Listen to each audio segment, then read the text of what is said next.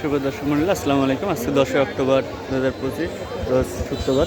আজকে আমরা এসেছি পাবনার ধানাঘাটা হাটের ধানের বাজারে। তো চলুন দেখি ধান আজকে কীরকম বিক্রি হচ্ছে।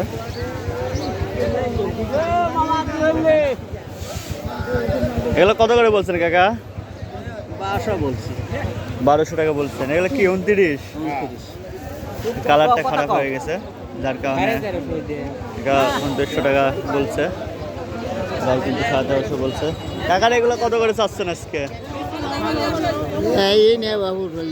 দাম কইছে কত করে? হ্যাঁ, 1250 টাকা বলছে। দেখেন এগুলো কিন্তু 1250 টাকা বলছে আজকে। তো এখানে এগুলো কি ধান কাকা? এগুলো হচ্ছে হাইব্রিড।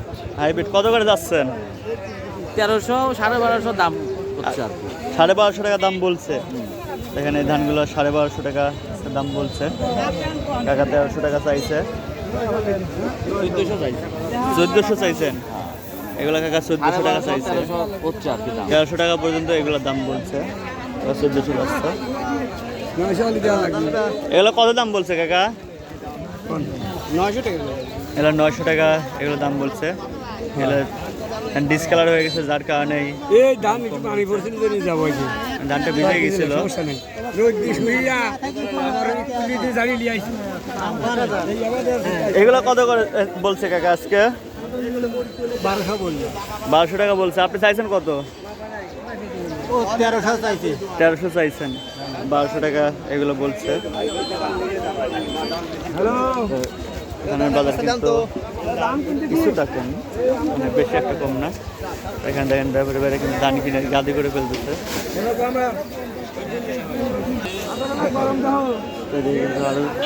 এগুলো কি ধান কাকা? 29। কত করে দাম বলছে আজকে?